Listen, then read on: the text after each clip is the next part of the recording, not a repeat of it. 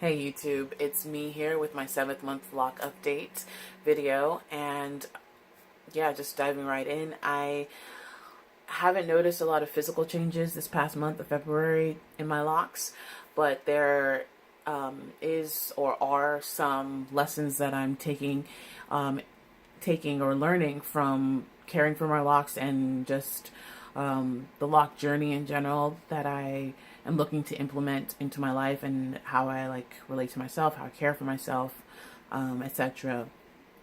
And I'm going to go into that briefly later on. Sorry, I have an alarm here on my phone.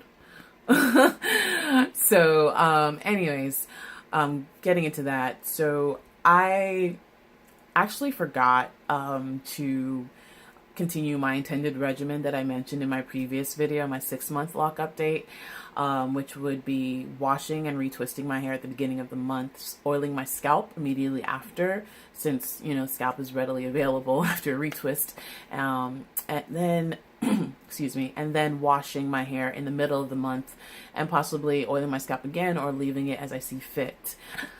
The reason why I forgot about that is because February just proved to be a much more chaotic and transitionary month than I had planned or intended or thought. And so I forgot. And I didn't really remember until the weekend of that I would have washed my hair the second time, and I was just I'm busy, so sorry, no. So I didn't really make the time or plan that. Also, I was so off put by the smell of neem oil in my in the oil I had concocted, and I haven't fiddled with it to figure out some way to mask that scent. So that was another reason why. But other than that, the locks are still thriving. They're fine. I washed my hair this past weekend and stuff, so nothing new there. But yeah, that's the reason why I haven't done that regimen. I don't have that kind of that update in terms of what that does or what that has done to my locks. So I will show you my locks as they are right now. This is the front. You see they're frizzy, and I'm fine with that, except for when that frizziness or those loose strands lead to them clinging to each other.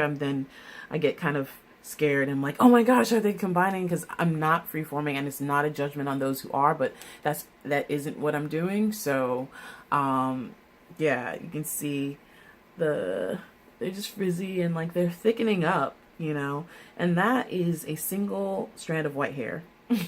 That's not dust or lint or anything, but just hair.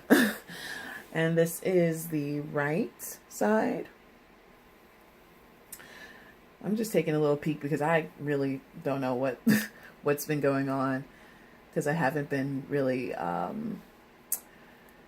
physically checking in and observing my hair. Okay, so see right here, got a little bit of combining. Okay. Yeah, so I don't know what things look like on the sides and the back, of course. Here's the left. So you see they're just thickening up, which I'm really happy about.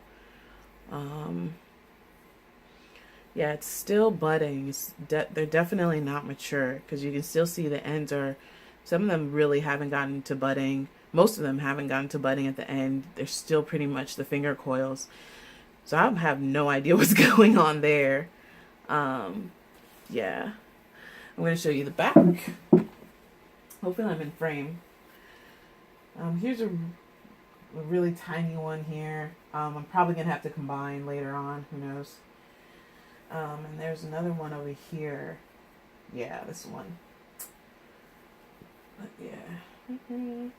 Just really thick.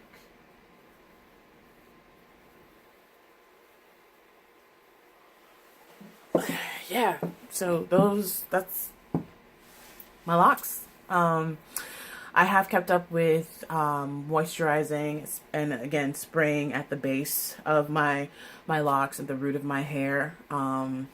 So sorry, just kind of. So I've kept up with that in terms of my regimen, because it's easiest, and I still just rock my beanie. So nothing I'm just really not looking to physically manipulate my hair as it's developing into locks, except for retwisting and stuff. So that's that on the physical forefront. Yeah, I am concerned about those two really thin ones just because I know as locks develop and grow, especially longer, they get thinner from what I've been told and gathered in terms of research. And also depending on product buildup, etc., they add more weight. So I might have to just combine those two. It makes me a little sad, but it's better than having to split or wanting to split my locks. But yeah, on to the sort of deeper lessons. So as I mentioned, February was very chaotic and challenging in terms of changes, etc. And the big thing that really came up for me, and it wasn't even just February, but also in January is health and how to go about bring myself to the best best point of health. I suffer from pretty chronic insomnia. It's been pretty bad, and also I am MTA be damned, raising the prices with such abysmal quality of service. So I have decided to bike as my main source of commuting. I'll pay a day pass or whatever like that in terms of very serious weather conditions, whatever. But I decided to bike. I actually made that decision a while ago. And in order to meet this challenge with certain, other health challenges that I have, and this is how it relates in terms of my locks and stuff. In terms of caring for locks, it's different from loose natural in terms of you can't really get caught up in products and stuff.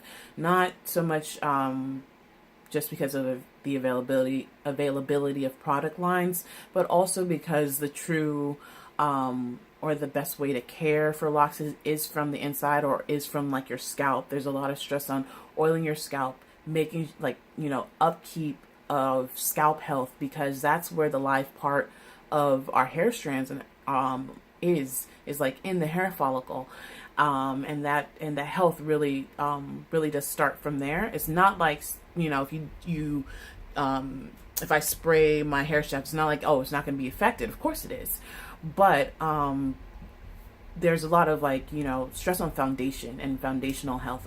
Scalp is the foundation of our hair, and internal health and how that manifests externally. So I do bullet journal. I don't know if you've heard of something like that, but it's a really great way to plan. But the only thing I've kept up with is a habit tracker.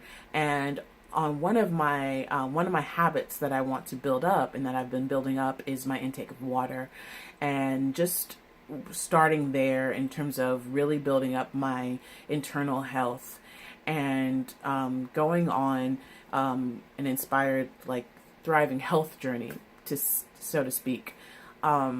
And I may update about that if people are interested, or if I just feel like it. Even with photos on my Instagram, and oh, by the way, I just opened up my Instagram account with the same handle, ddthrive11. And you can check out some of the photos. I put some photos from way back, showing my health journey from when I was using maximum hydration method from the beginning, all the way to when I dyed my hair, etc. And I'm just gonna post put posts up as well on my lock journey on that channel, as well as if you're interested in Pinterest, I have the same handle there as well, and you can see my board of lock inspirations and lock styles. So definitely check that out if you're interested.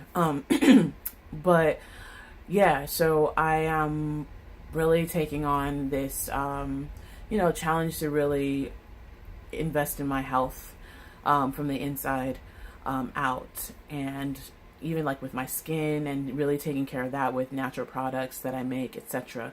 So that is just that's a brief little update on what's been going down February. So I guess that's kind of all I have to say. You guys have a wonderful, wonderful week and wonderful rest of the month. I will update videos monthly in terms of my lock journey, and as they occur or prove relevant along the way. All right. Bye.